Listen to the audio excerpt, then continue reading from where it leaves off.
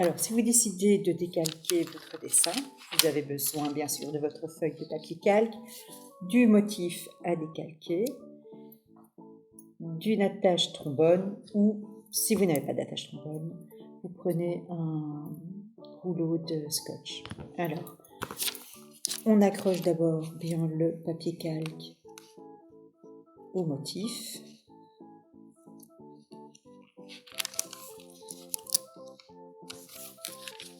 Une trombone en bas, une trombone en haut, de manière à éviter à ce que le papier calque bouge de trop. Ensuite, vous prenez votre crayon HB et vous repassez tout simplement l'ensemble des traits que vous désirez sur votre papier calque.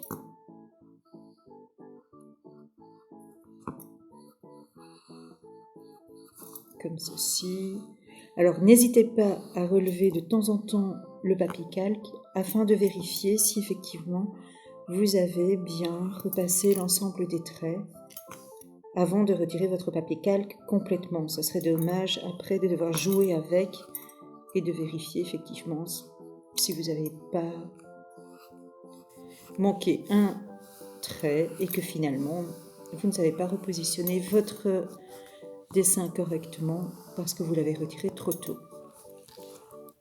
Une fois que mon dessin est bien entièrement décalqué, je retire le papier calque en enlevant soit les attaches trombones, soit le collant que j'ai placé.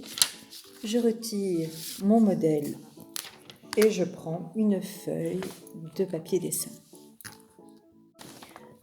J'ai donc pris ma feuille de papier dessin. Si jamais vous, à la maison, vous n'avez pas de papier dessin, vous pouvez toujours prendre une feuille de couleur, une feuille de cours, tout ce que vous trouvez sera parfait. Alors, je prends mon papier calque et je vérifie avant de quel côté se trouve le crayon. Donc, il y a deux côtés. Là où se trouve le crayon le plus fort, je dois le retourner et le mettre contre mon papier. Donc, il faut toujours bien avoir en tête que le crayon va se transférer en appuyant grâce au papier calque. Donc, si jamais votre dessin ne vous plaît pas dans ce sens-ci, ça fait un peu trop particulier, vous le mettez sur le côté, vous repassez les traits entièrement, vous le retournez à nouveau pour le mettre dans le bon sens. Bon, ici, on va faire beaucoup plus simple. On va le retourner directement. Je reprends mes attaches trombones que j'attache au coin de ma feuille, où je vous rappelle que vous pouvez également utiliser votre scotch. Je prends toujours mon crayon et j'appuie sur les traits, peut-être en exerçant une pression un peu plus forte pour être sûr que mon crayon va entièrement se transférer sur la feuille et ainsi recréer mon dessin très aisément. Voilà.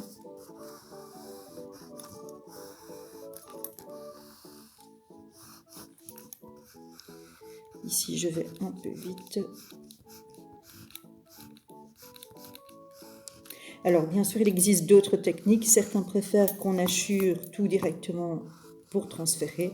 Personnellement, j'ai toujours préféré de bien repasser l'entièreté des traits, tout simplement parce que si jamais un jour je veux réutiliser ce papier calque n'est pas gaspillé et je peux le récupérer autant de fois que je le désire. Voilà, je vais maintenant retirer mon papier calque et je peux parfois constater que certaines zones sont très faiblement marquées. Il suffit simplement de reprendre son crayon par-dessus et de repasser les traits nécessaires. Voilà, maintenant que vous avez votre dessin, on va commencer.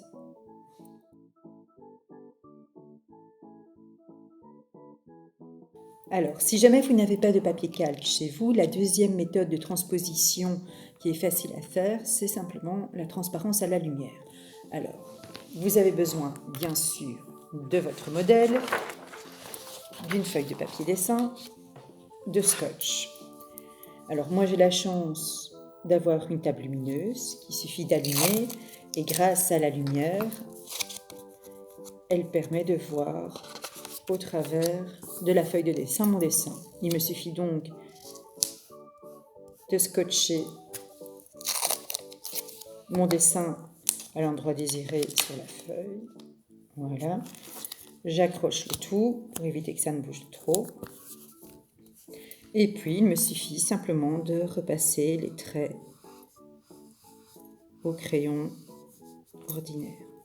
Alors, vous n'avez certainement pas la possibilité d'avoir une tablette lumineuse chez vous.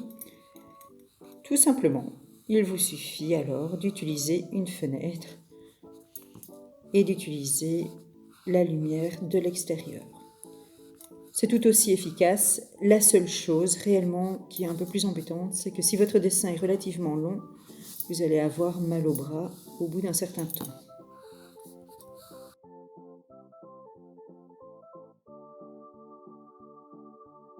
Une fois que j'ai repassé l'ensemble des traits, je retire mon dessin du modèle et mon dessin est prêt pour la prochaine étape.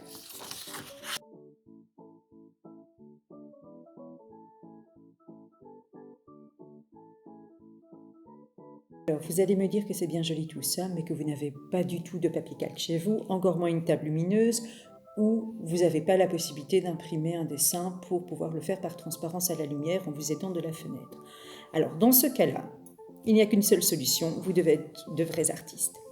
Donc, vous cherchez sur Internet une image que vous aimez bien sur votre téléphone et vous essayez de l'agrandir un maximum pour que vous puissiez tout voir. Alors, pour le moment, j'ai dessiné Dingo, j'ai dessiné le petit chat dont je vous avais déjà parlé, et mon troisième modèle est bien sûr la pomme. Alors, je vais donc vous dessiner une pomme.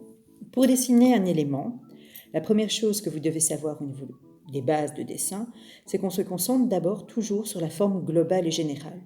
On simplifie les choses pour aller progressivement ensuite dans le détail.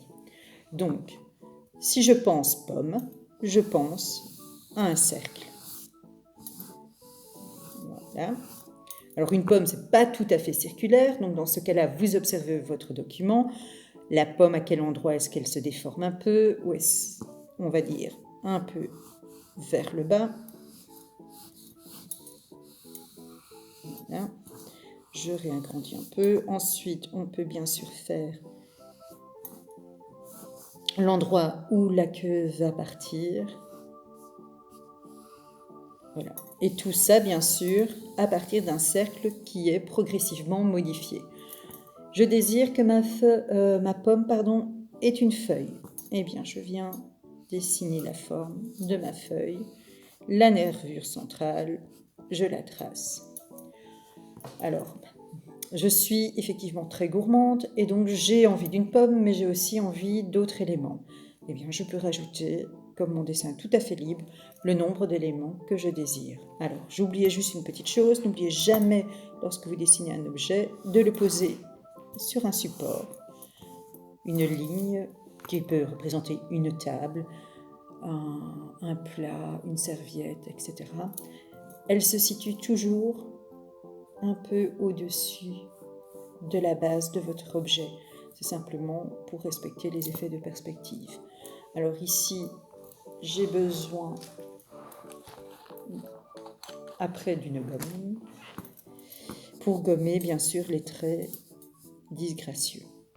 Alors, je peux bien sûr rajouter un bonbon. Je pars d'un cercle, d'un triangle. Et à partir du moment où j'ai ce cercle et ce triangle, je viens bien sûr faire les petits détails qui vont rendre ce bonbon sa forme ou ses caractéristiques. Voilà.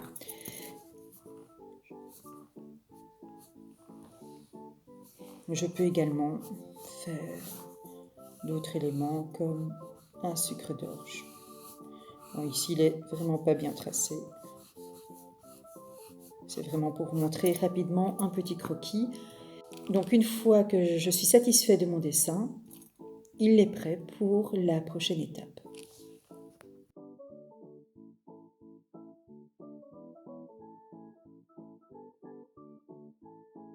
Alors, de quoi se composent des graphismes?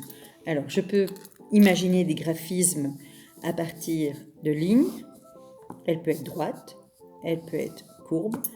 Je peux également faire des cercles ou tout simplement des points qui peuvent varier au niveau de la taille. Alors, mes lignes, elles peuvent être en zigzag, en spirale, etc., etc. Alors, pour qu'un graphisme puisse être intéressant et remplir une forme, on va utiliser le principe de rythme. Un rythme, c'est quoi? C'est juste une alternance d'un même élément à espace régulier. Je parle bien de rythme statique. Donc, vous avez une ligne, et bien un peu plus loin, je vais retracer plusieurs fois la même ligne à espace régulier. Bon, ici, je le fais à main levée, c'est juste pour vous montrer un exemple. Mais vous avez à votre disposition toute une série de planches que vous pouvez trouver dans des livres sur Internet qui montrent comment on peut agencer les différentes lignes, les différents points, les différentes formes pour créer ainsi des graphismes. Pensez également à tous les travaux de type zen à l'heure actuelle, tout ce qui est art-thérapie, qui permet justement de travailler cette infinité de lignes et de motifs qu'on répète. Je viens ainsi remplir mes formes en réalisant quelques graphismes. Alors les lignes, si vous êtes sûr de vous, vous pouvez les faire à main levée à partir du moment où vous désirez une ligne droite. Si ce n'est pas le cas, vous pouvez le faire avec une latte. Alors je peux agencer des lignes bien droites ou alors je peux imaginer toute une série de courbes. Alors, ce que vous pouvez faire également, c'est vous inspirer de la forme extérieure. Donc par exemple ici, je suis la ligne qui formait la langue et je viens reproduire en rythme ces différentes lignes qui s'inspirent de cette même ligne. Ensuite, je viens redessiner à l'intérieur des toutes petites lignes de manière finalement à remplir chaque espace de couleur. Voilà. Je peux faire une alternance. Donc, je remplis une ligne et je laisse entre un espace vide. Alors, cet espace vide, soit je le laisse blanc, comme le blanc du papier, ou alors je peux venir le mettre en couleur par des petits traits de bic. Alors, évitez réellement, pour que votre mise en couleur grâce à un bic soit correcte et esthétiquement belle, évitez de hachurer. Donc, ça va vous donner un aplat avec des à-coups.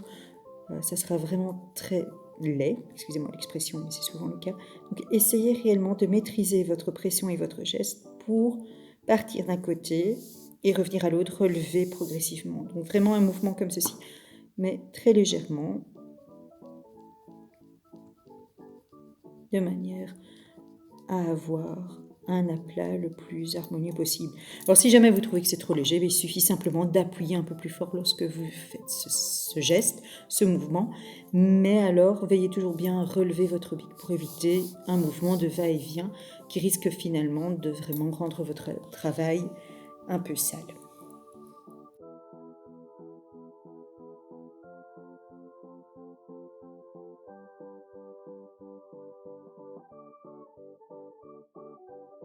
Voilà, mon travail est fini. Donc vous pouvez voir au niveau de Dingo que j'ai alterné des lignes droites de même couleur, que parfois j'ai alterné des courbes avec des spirales. Vous pouvez alterner les couleurs. Ici, vous voyez que j'ai une ligne violette, rose, etc. Vous pouvez alterner l'épaisseur des lignes, donc une ligne épaisse, une ligne plus fine, une ligne épaisse, une ligne plus fine. Vous pouvez aussi alterner les caractères de la ligne. Donc rien ne vous empêche de faire une ligne droite, une ligne courbe, ligne droite, une ligne courbe, etc. Des espaces vides, des espaces pleins. Il y a vraiment une multitude de possibilités. Alors, vous voyez ici Dingo. Et je vais vous montrer le résultat avec les deux autres modèles.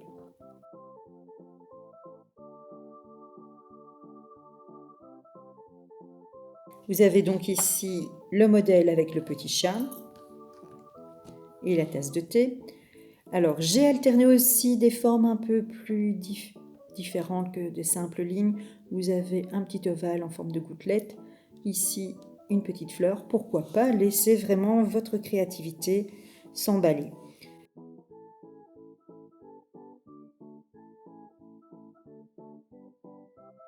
Et voici la réalisation à partir de la pomme. Donc ici aussi, vous voyez les différentes épaisseurs de lignes entre épais et fin, etc. Donc, je vous ai fait une pomme, Dingo, le chat. À vous maintenant de faire au moins un projet qui vous tient à cœur et de faire parler votre créativité.